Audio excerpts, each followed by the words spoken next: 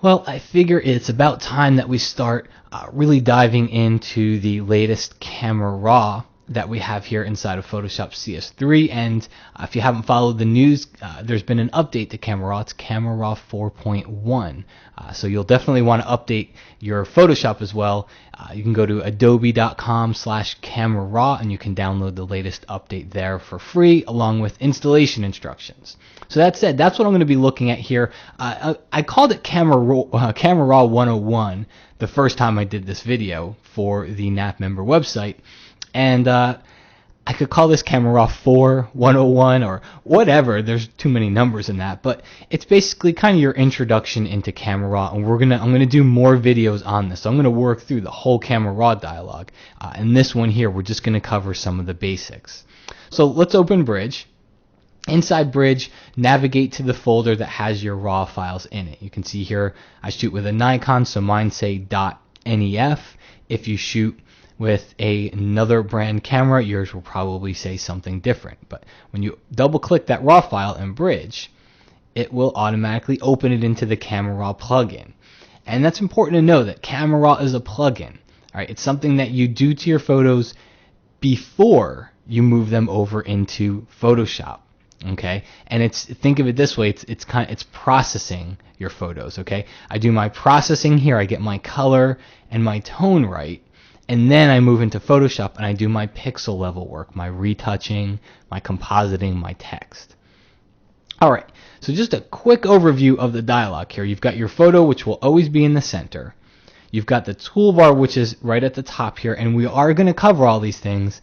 Again, I just want to take a look at the basic panel, which is over here in this video, because honestly, that's where I spend 90% of my time is this basic panel, okay? And this is where you're probably going to find out you spend most of your time.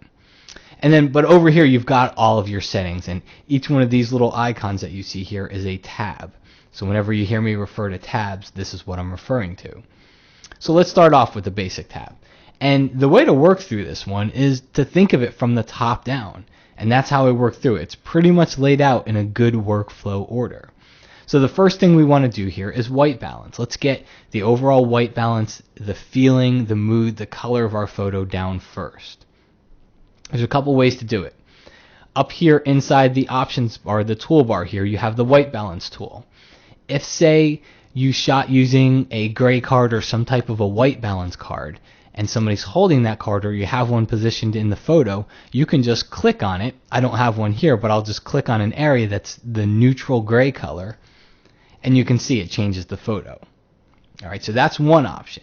Another option is the drop-down list, which shows you settings that are very similar to what you'd see from your camera.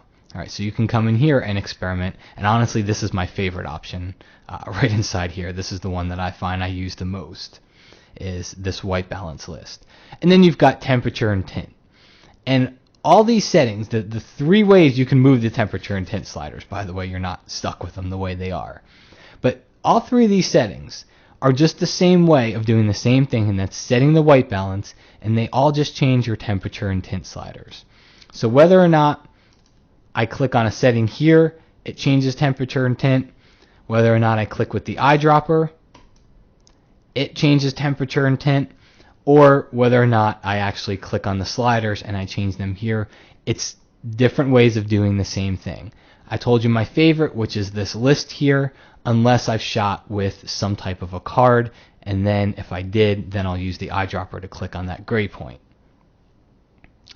Now moving on down the line, we get to our exposure or our tonal adjustments that you can call them, and this is where we start to attack exposure and shadows and highlights. First thing we have is exposure. The way this one works is a lot like the levels adjustment inside of Photoshop. If you look inside the levels adjustment, you'll see that there's a white slider on the right side. This exposure is a lot like that. It's going to focus on this part of your photo, and if you look at my histogram, see the histogram over here, you can see that I'm missing all this information. The histogram really could go all the way up to here. So I'll take my exposure slider and I'll drag it and watch the histogram.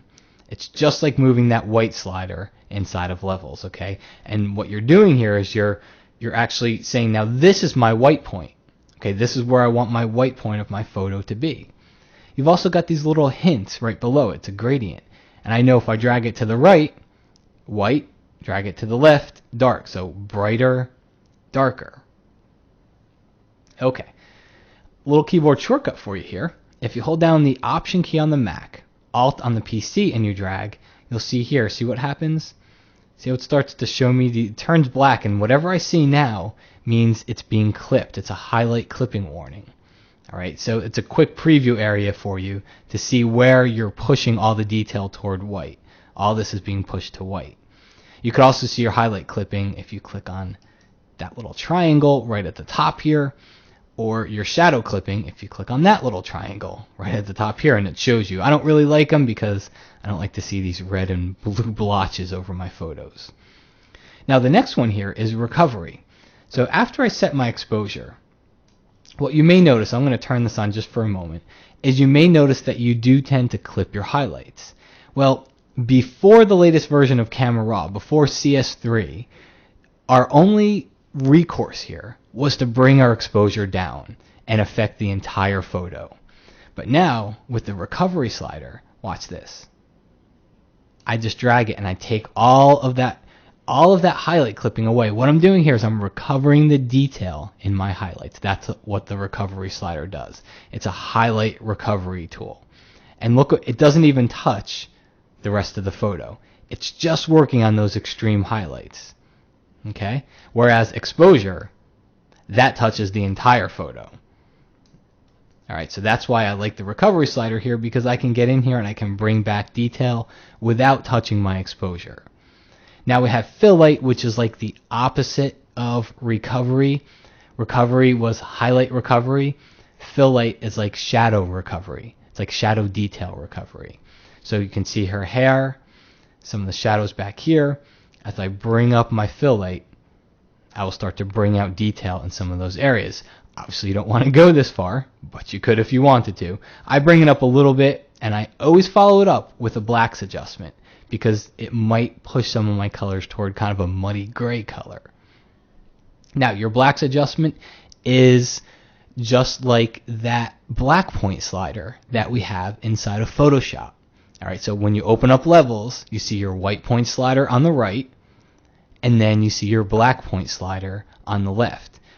Exposure was the white slider. Blacks is just like that black slider.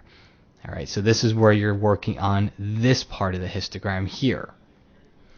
Brightness and contrast, I don't use too much anymore.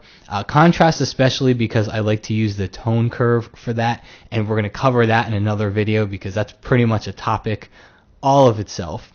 But brightness, where exposure tends to work in the highlight in the brighter parts of the photo, brightness is kind of like an overall brightening. Okay, so if you need to kind of brighten everything in the photo, you can see here, kind of brightens everything, where exposure is really just pushing a lot of my brighter, my highlight areas in the photo toward white. Brightness kind of works more inside this part of the histogram. Now we'll go down to clarity, vibrance, and saturation. Clarity is brand new, and this is brand new inside of Camera Raw 4.1, so you'll definitely need to make sure you download the latest plugin. Clarity, and I've heard it described as a local contrast enhancement. But if you don't know what a local contrast enhancement is, it doesn't do a whole lot for you. So the way I like to think of it as, it's kind of a mid-tone contrast boost. Okay? Where contrast, the contrast slider, that's kind of like everything. You can see in it, it gets pretty bad on your photo right off the bat here. I don't have to go up quite that high, but I don't really like what contrast does to my photos. The clarity slider is actually a nice addition. I'm going to go ahead and zoom in just so we can see everything a little closer. And watch what the clarity slider does. And it's real subtle, but it's nice. See that? I'm going to kind of just bounce back and forth. This is 0, 100, 0, 100 again. It's subtle, but it's effective. It's hard to explain. And if you look at the histogram, watch how it moves. This is at 0. This is at 100.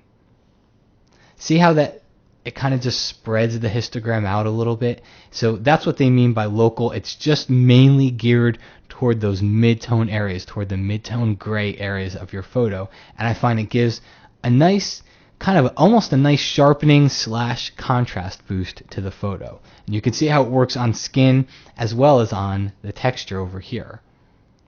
All right, so it does give a very, very nice little setting over here. The way I use it, you want to be in at least 50%, if not all the way in at 100%. And I'll tend to just look at some of the edges here. And I'll take that clarity up, and sometimes I'll see just a little bit of a halo around some of the edges. And when I see that, I'll pull my clarity back down just a little bit. Okay? So I think it's a nice addition here. Vibrance and saturation. Saturation used to be all we had. Vibrance was added when CS3 was released. Saturation, I'm going to bump this up. Let's take it up to 50 here. And turn my highlight clippings off. And you can see what it does to the photo. It saturates all the colors in the photo. All right? Let's take that back down to 0. Now watch vibrance. I'm going to take this up to 50. And you don't see it too much. You'll see it in the color of her shirt, though. Watch. This is all the way at 0. See how we're boosting a little bit of color into her shirt? Let's zoom in on that area some down here maybe. 0. See the difference? You'll see it hit the skin tone a little bit, but not in too bad of a way. All right? Kind of adds a little bit of a yellow-orange cast to it. But what it's doing is it's working on the undersaturated colors inside your photo. Where saturation is kind of just like full blast, all right? It's working on everything, and it makes her look like she has a bad sunburn. That was vibrance at 50. Again, look at saturation, even at 35. It looks bad already. Bad, bad, bad. All right, so sometimes if you've got a photo with really undersaturated, give saturation a try. If you've got photos of people, though, I think you're going to like vibrance a lot more because it tends to leave those skin tones intact while really just attacking some of the undersaturated colors inside the photo. Okay, folks, so at this point, we've seen the basic tab here. This is where I spend 90% of my time here in Camera Raw. When I'm done, I have two options. I can open the image inside Photoshop if I want to do my retouching or my compositing or any of the pixel level work, all right? Or I can click Done. If I click Done, watch what happens in Bridge here. See how it updates the preview? And see that little icon? That means I've made edits to this RAW file. Camera Raw remembers those edits, so when I double click, it brings me right back to that same dialog box with those same edits. So I don't have to do anything. All my processing changes are done. If I do decide I want to work on it in Photoshop, I can click on Open Image. At this point, I won't be working on the RAW file anymore, though. At this point, I'm working on a Photoshop version of this file. And what's going to happen here, after I do all my retouching and whatnot, if I go to File Save, you're going to see down here I've got to save it in a different format. I won't be able to overwrite my RAW file with maybe doing all my retouching and my pixel editing and my text and my compositing. That's not what RAW is for. RAW is for what you saw us doing earlier. All of your processing work, you go into Photoshop to do anything that is right down to that pixel level, okay? And you can't overwrite that original RAW file. It's always safe. It's always right here. No matter what I do to this Photoshop file, this RAW file is always safe right here, and it always will remember my changes. It's non-destructive. If I double click on it to open it back up, let's go ahead and close this one down. If I double click it to open it back up inside the Camera Raw dialog, you will see that I can come in here and bring my exposure back down. I can push it back up. I can do whatever I want. And the last thing, I can always click this little pop-out menu here. Let's move it into view here. And I can always come down and say reset Camera Raw defaults. And that brings me right back to the point right out of the camera as this photo was shot. Okay, no Camera Raw adjustments applied to it. I'm going to click cancel because I don't want to save those settings. So there you have kind of a basic introduction to Camera Raw. And as I mentioned earlier, we're going to be looking at everything in the coming weeks. I'll show you all the new stuff all the cool stuff that you'll find that you'll use often, but really most of what you saw here, that's 90% of what I and a lot of the pros out there that I know, we get away with doing everything inside that basic tab, and then we move on to some of the other tabs if we need to. But you really learn most of what you'll need in this video here. So hope you enjoyed. Stay tuned here on the site, and we will put up more